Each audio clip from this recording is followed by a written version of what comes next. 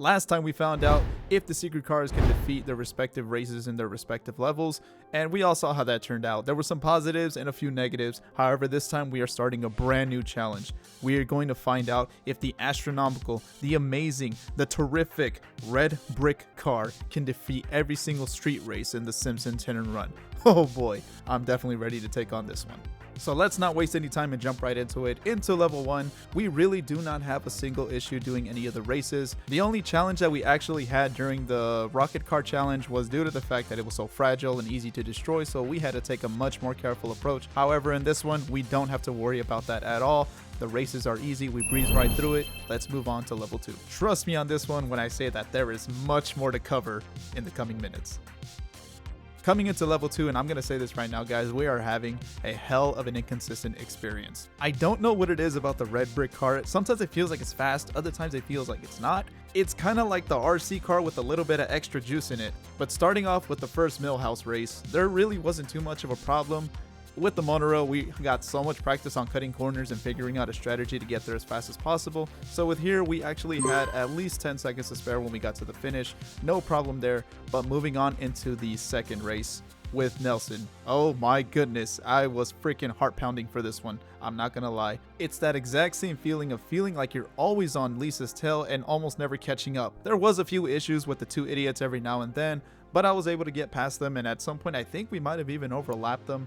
However, it was that final moment, that final stretch of the race where we almost freaking went neck and neck, and she was ahead of me for the last 2 seconds, and in the last freaking millisecond, I was able to cut in front of her through the corner, and we made it. This one, we just barely survived. I don't even want to know what the rest of them are going to be like. Holy smokes. So here we go, into the last race. This might be a challenge since we always have that problem of constantly being on her tail, but to my surprise, it actually was not that bad. For the first portion of the race, there was a little bit of struggle. We were slightly behind her for the first part of it, but if you utilize all the shortcuts and any alternative passageway that you might have available to you, you are able to lose her, and then she will be behind you. In fact, I think there are a few moments in the map where you can see that she probably crashed. You know how the AI tends to lose control when they're not winning the race, so we have that to our advantage, and I think it paid off very well. We breezed right through this one on the first try. I'm very glad. Level 2 is cleared this time. That I'm totally proud of. Let's move on to level 3. So now we are on level 3, however, this time we will not have the benefit of having the amazing night boat that I actually love very much. I'm not sure how much the red brick car can hold up to its power, but let's go ahead and find out. And honestly, as we go into this race, we start seeing some of the issues that the red brick car faces. In level 3, we have a lot more rough surfaces that you have to drive around and a lot more bumps along the road. And this is exactly where the red brick car starts to struggle. In my first try, I already made the fatal mistake of not watching how I was driving, and then I end up falling in between the ship and the fence that was right next to it. This first attempt is already a fail, and now I'm like, oh crap, let's see if we don't have to keep facing this over and over. But after some careful driving and just slowing down at the right time, we were able to make our jumps better. The ramp was not really too much of an issue. It was just in the final jump where we almost had a slight little fall there, but we make an easy recovery and we go through the finish line without a problem. The first race is complete. Let's keep it going. Now, simply going into the second race, we are starting to see more of the problems that we are about to face, and we are only on level 3. The bumpy roads are already a problem in itself. We already saw that in the first race, and now there is a new problem that we have to face.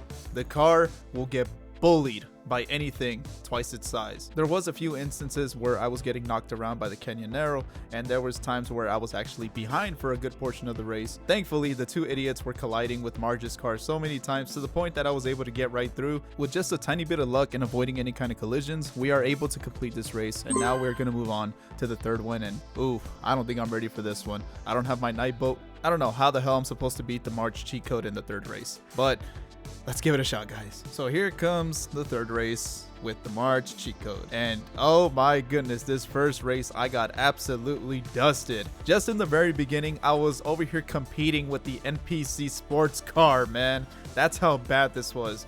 Marge was way ahead in this first race. I struggled to even get myself under control because the red brick car has terrible handling when it comes to bumpy roads, so it was almost impossible to even get a straightforward race out of this one. The first attempt is an absolute bust. I lost this one pretty bad, I'm not gonna lie. The second attempt is looking a little bit better. We are getting on better track. We are being careful of staying away from the NPC cars because they actually do bump into you and cause more problems. And I tried to do something really stupid. I tried to go through the Bolorama, and yes, I knew that that the barriers were there. I just thought I could probably cut in somewhere, but no, to no avail. I freaking got stuck and I had to reset immediately. Another failure for this second attempt. The third attempt in, we are having a little bit better of a game. We finally got something going. However, we are still on Marge's tail, and this is starting to look pretty bad. But I think I just got very lucky in this instance. For some reason, during that final turn, when we were going up the hill, Marge just crashes and makes this weird turn where I'm able to cut in, and this tiny little advantage point is what led us to victory. We got all 3 races in level 3, but my god, that was a hell of a struggle. What the hell's gonna happen in level 4? So now it's level 4 and we're going into the Millhouse race. One thing to note immediately is that the red brick car is very similar to the ATV in terms of speed, so I'm expecting something very similar to what I went through, where it was basically the last few seconds that really counted the most, and making sure that you don't crash into anything or make any stupid turns. And this is exactly what I end up doing anyway. Thankfully, I didn't have too much trouble in the chessboard, but it was those final turns and those few sharp turns where I kept messing myself up, and I think I crashed into the mini staircase at some point. But to my fortune, I was actually able to get through to this one without a problem, and I nailed it on the first try. But I'm going to say that was probably the most difficult first try ever, and I thought I was really close to failing this one. But we get through it. Let's move on to the second race. It's the second race, and now it's time to face the big green truck. I mean, Apu. I know I give the big green truck a lot of crap, but actually it didn't really get into the way this time. For the most part, it was just me and Apu going neck and neck. And fortunately, I used the advice that I gave myself last time. During that final jump, there is a barricade where Apu tends to hit himself, so I used that to my advantage once again, and it paid off beautifully. A few little minor crashes, but nothing too severe. We are able to beat this race, and now we are heading into the third one with Professor Frink. Oh great. This has to be one of the most sweatiest races in the entire game. The thing is, it's so short, but you have to be paying attention the entire time. Otherwise, Professor Frink will leave you in the dust. Now, here's the thing. In speed, he is way better than us. I'm not gonna lie. But our advantage is using shortcuts and making sure that we don't crash into anything and just finding those alternative pathways that will get us to the finish. That is exactly what I try to do here. And here we are at the final stretch. I make that final jump off the building. Everything is going just right. I'm into the tunnel now. Everything is looking great. And oh my god, I crashed. I can't believe I just crashed. Oh my god, he crashed too. No, I gotta make this one. And I did it. I made it. Holy crap, I swear this is one of the most difficult races. Not really difficult, but you really have to be on it. You have to let a little bit of sweat drip onto that controller, but you can definitely pull this off. We did it once again. Level 4 is a success all over. So far, we have beaten every race, but can we get it all the way to 100%? I know we can do this. We have to try. Now, if you guys remember the video with the secret cars, this level was the only one where I did not win a single race. Level 5 was an absolute failure, so I'm actually very nervous about this one. I really need to pull this off. I feel like if I can beat this race, I think I can beat the rest of the game. But this first race is where those problems start to come back, of the red brick car having terrible control. The issue that we are having here is that there is a lot of bumps. Specifically, this part in front of Moe's where there's all those giant potholes is where we start to lose a lot of time because of the lack of control that we have when we are trying to run right through it. And we always seem to be left with like 5 seconds before the time runs out. And I think I've repeated this quite a few times already, and it's not looking good right now. It just seems to be that with those potholes in the road, there's just no way to actually get through this because they just do tend to slow you down. And in this race, every second just counts. So this might actually be the end of it. But there is one other thing I could try. It seems that right at Moe's, when there's the pothole, there is a partial little ramp that just kind of launches you up in the air a little bit, which allows you to avoid the rest of them that make you lose control. And if I do this correctly, we might be able to get through it. And as you guys can see in this final lap, we are pulling it off. We are a few seconds away, and miraculously we do get through the race with barely any seconds to spare. But I will take it. I will always take a victory. Let's move on. I think there is hope after all for this level. So here we are again, attempting to race against the Farini, and oh my goodness, I am terrified of what's about to happen. But I'm not gonna lie guys, this race pissed me off. I thought I came into this race to freaking race against Bart, but no, that's not who I was facing. You want to know who I was facing? Vote Quimby, vote Quimby, vote Quimby. I don't know what is wrong with this damn car, but it was crashing to me constantly. It smacked me in so many intersections. It caused me to get stuck into the fire truck.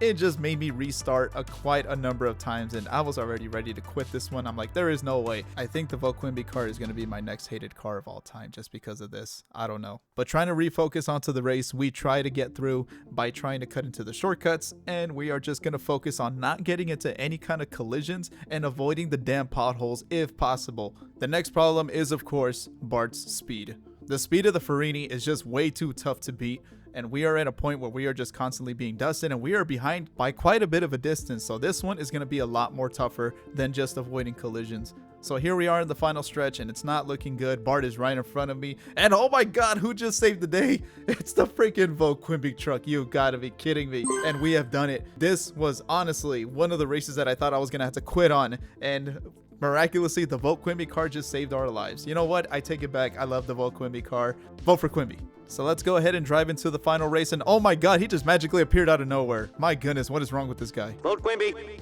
It seems like every time I come up with a new strategy, there always has to be a new challenge to come and take that away from me. In this third race, it is all about freaking speed, no matter what you try to do about it. So you can take all the shortcuts that you want in this race, and everything could start off fine at first, but once you get to the actual freeway is where it becomes nothing but a pure street race. Nothing but speed will matter at this point, and this is the part where I always end up losing the race. So I said, screw it, let's go ahead and just try to take him head on, and oh my god, I lost. What am I even doing here? This is not even fair. How the hell did I even end up here? That's right, guys. I have already taken so many shots at this, and I have come up with nothing so far. I think I'm doomed at this point. Regardless of whatever shortcuts I take in the beginning, it never matters because he always catches up to me in the freeway. So the only way I can do it is if I try to find some way to just stop him. And the most incredible thing ended up happening. Right after I passed the car wash and I just drive straight head on, he crashes into me and he bumps into the barricade. Yo, this is it. This has to be the moment. I go into all the shortcuts that I can, go to the freeway. He's still stuck behind, and lo and behold, we have crossed the finish line first. That had to be one of the most incredible moments that I freaking faced. I remember I was so excited when I saw that he crashed into the barricade. This is our moment. We have completed level 5. Oh my god, I think we can finish the rest of the game. So now we are on level 6, and I think there's hell to come. The first race in level 6 with Millhouse is an interesting one to talk about because it's not necessarily difficult to explain, and there's really no strategy to it other than just don't crash and cut the right corners, and that's pretty much all there is. And this is exactly where the execution was just killing me, man. The lack of speed and control on this red brick car was the biggest detriment for me in this race. I failed so many times trying to do this, and there was really nothing else that I could try besides get good. I would have to say the most difficult part of this race was definitely going into that bottom area where the beach, right where the ocean is, and there's that boat that's just kind of sitting there. In that area, there is way too many bumps, really easy to lose control, and just too many places to crash. That is mostly what caused me to fail in this race, but after a number of attempts, and I'm going to say a number of attempts, I was able to complete it, and I was able to get through it. It's just a matter of being as fast as possible and being efficient without crashing at all. And now let's get to the bane of my existence, the second race in level 6, where you race against Homer in a 5-lap race.